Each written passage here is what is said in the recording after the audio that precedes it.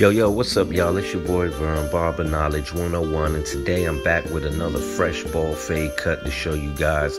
I'm gonna break it down, show you step by step my methods and techniques, how to do a quick ball fade like this in the shop real time. And as you can see, I'm going against the grain with my clippers, but I'm also going with the grain too at the same time just to smooth it out. Had this guy had waves, I definitely wouldn't suggest going against the grain, but always with the grain. But when someone's hair's this short, a lot of the time you're better off going against the grain to get it all even and all smoothed out. Now you see me fading them out with my clippers, just using my adjuster on the blade.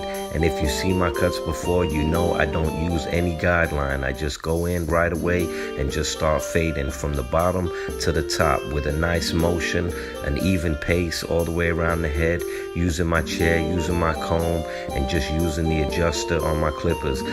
That's not to say that you don't need to use any guards, but if you see my cuts, I don't use very many guards, if any at all, especially with a cut like this that's already very short. This guy's a regular, he comes frequently, so he basically is just getting a clean up, a touch up. But if you look, you could just see as I'm going along, I'm just adjusting my adjuster on my clippers and just blending it out, blending out all the dark spots and just getting it even all the way around with a nice blend. Again, there's nothing wrong with using a guideline, but if you're going to use a guideline, always keep in mind that wherever your client wants his fade to be, when you put that line in there, you want to make sure that it's at the right spot, because once you start blending out the line, the fade is usually going to come up a little bit, and so you don't want the fade to be too high. So always keep that in mind when you're using the guideline. That's why I think the way I cut and the technique that I use is very effective. And if you're someone that's been cutting for a long time, you might find this adjustment easier to develop. But if you're new to the barber game and you're just starting out, this might be a little bit harder to do right off the bat. But over time you could develop the skill to do it this way, and it's a lot more effective, it's a lot faster, and at the end of the day, that's what it's all about. You want to get your clients in the chair and out as fast as possible. So I think my method and technique of fading is very effective, which is why I wanted to do these tutorial videos of showing you how I do my ball fades. And if you see now, I'm just going back over the fade with my T-edges, getting it really tight, balled it out. Again, no need to use a whole bunch of tools here. All I'm using is my Andes Masters and my T-edges, and that's about it. I'm not going over his scalp with the razor blade or a shaver or anything like that. Now, I will use a razor on his hairline just to make the edge pop a little bit. Again, with a fade, the edge is always one of the most important things with a haircut. That's what's going to make it stand out.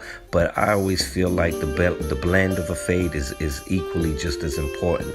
And I also will use the razor blade just to shape up his goatee, but I won't use it on his face or anything like that. Again, I'm very particular with certain tools that I use on my clients. I always make sure that I communicate with them and that they're aware of what I'm going to use on them before I use it. I would never just go on my client and start giving them an extra service that they weren't expecting or didn't ask for. Now, if they ask me, that's different, and then that's all good. But like I said, always want to communicate. It's very important. As you can see, I'm just lining them up there in the front, making sure that edge is real crisp and tight. Again, the edge is one of the most important things. And again, you really don't need to use a razor. Sometimes in the case of my clients, a lot of them, I don't use a razor because I keep my edges really sharp, but not sharp enough to where they'll cut you.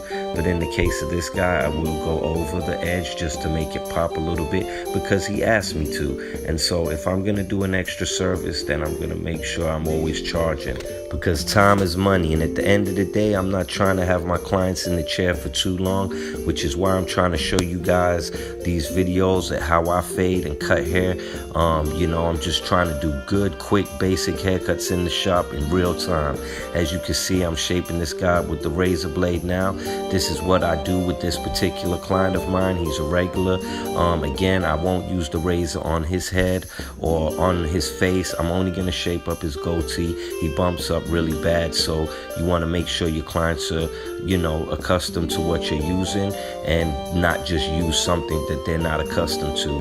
If you notice, I just sprayed his head with some oil sheen because his scalp was a little dry. And also I like to spray some oil sheen on my client's haircut after it's done, just to make it pop, bring out the cut a little bit. And now, as you can see, I'm just going over his face. Again, if you keep your edges really sharp, like I said, not so sharp that they'll cut you, but just good enough that they get that shave, that close shave that the client wants, but without using a razor, then that could be just as effective. Now, it's not to say I wouldn't do a wet shave or anything like that.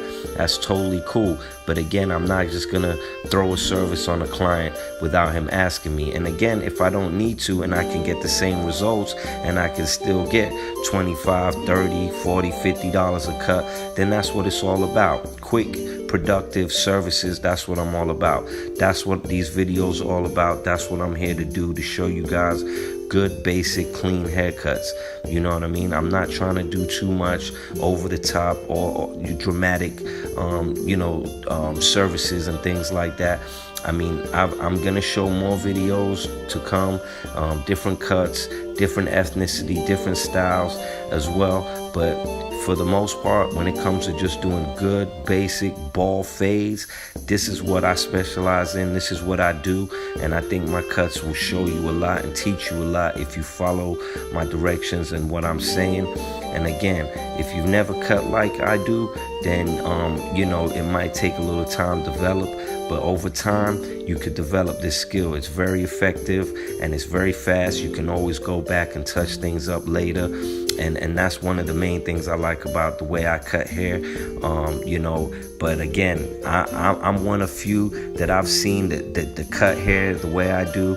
Every tutorial I see, most barbers, they all put a line around the head and go through the steps and stages, fading the line out, and you really don't need to do that. You can save a lot of time if you could just develop this technique that I'm showing you guys.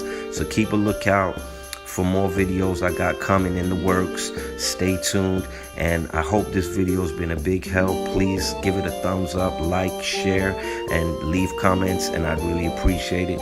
Thank you so much for listening and for watching.